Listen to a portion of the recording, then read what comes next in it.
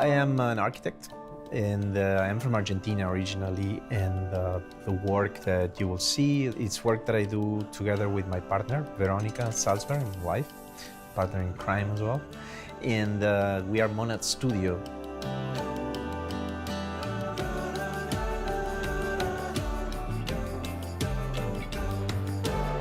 MONAD Studio is very involved with an evolution of the scale of architecture inwards towards the scale of the body, in a way discovering what are the possibilities of engaging with the human body.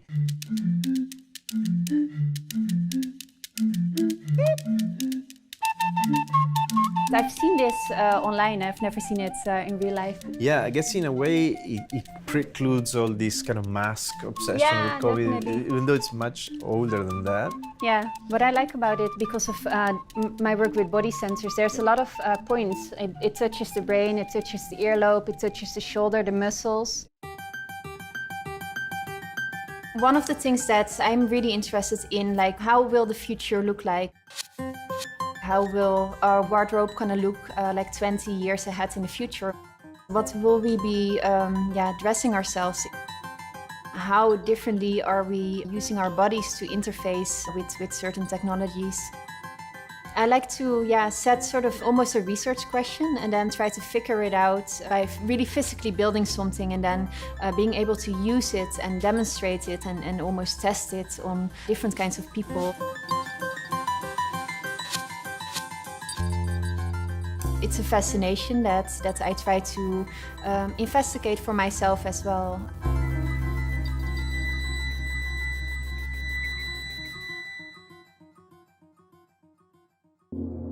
A good example of the transdisciplinary work, as I like to call it, that we've been exploring at MONAD Studio is the project that we did recently in collaboration with Anouk Wipprecht, another fellow maker like us, and Victoria Modesta, who is an extraordinary artist.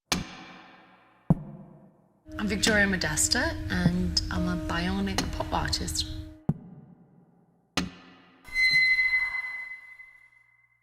She's a really inspirational artist because she took something, let's say, a negative impediment on the body, and really turned it all around to what defines her identity as an artist, as a human being.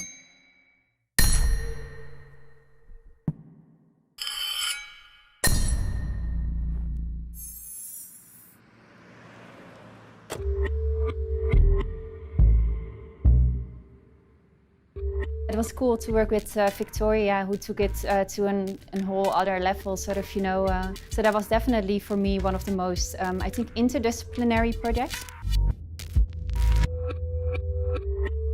We just kind of started talking about the possibilities and just our passion for fashion and architecture and robotics and just generally all the possibilities there.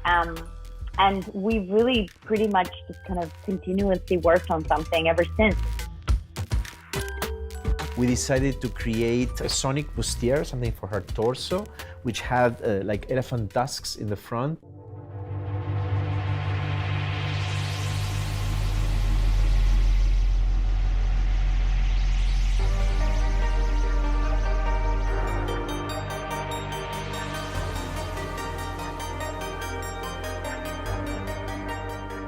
We were very lucky to be able to sort of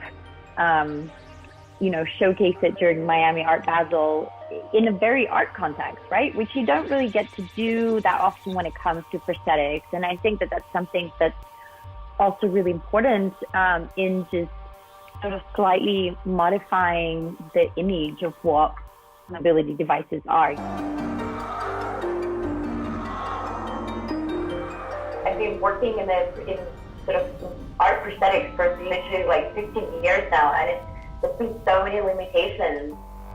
The biggest change for me that's happened recently is that people with disabilities for the first time are seen as consumers. So this is the actual shape of Victoria's limb. And what Jeremy's able to do is he's able to go in here and make any kind of modifications that may be unique to her limb. So we want a thinner angle. Let's do that. It's really hard to design around the body too. It's very organic. It's an art form to design for organic shapes like limbs. And that's why it's lacking this creativity in the market. So that's an opportunity for us makers to get into that industry and really drive that. Open source, just get more eyes on it. The more you make it more accessible and digital, yeah, you're gonna get that awesome revolutionary design.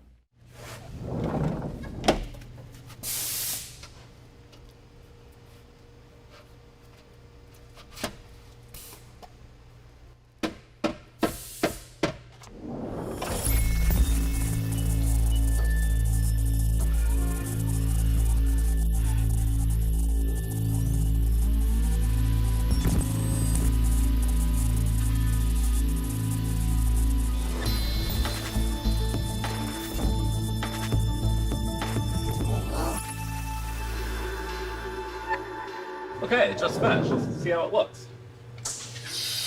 Blow some dust off. That looks pretty good. There you go. That is so awesome. Look at that. So that's the benefits of bringing it to the digital age, or the new industry 4.0, as you would say, or manufacturing 4.0. So it's really neat, really excited. I've actually been part of that research where your limb gets measured by these special things and then it goes into an algorithm. So I think that technology is actually pretty close to becoming a reality, where you go and you get an MRI scan and then you will basically have your flesh probed and the computer will calculate exactly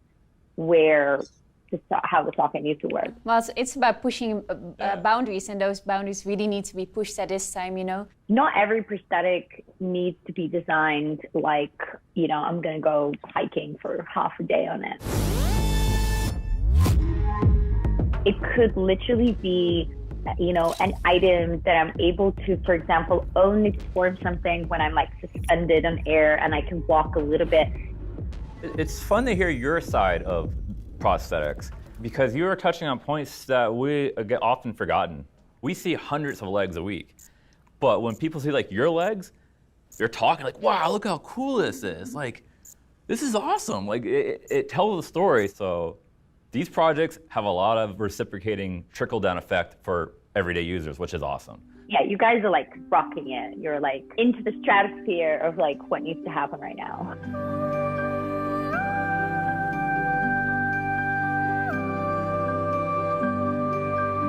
I think other fields, and especially like, for example, the field of fashion is very hidden.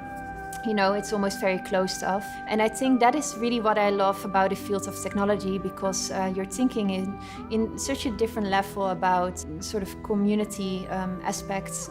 Instead of rivalry, it's about collaboration almost. And that's definitely what the world of makers is all about. It's about collaboration versus competition almost, and that's really being celebrated, and that's a really great thing.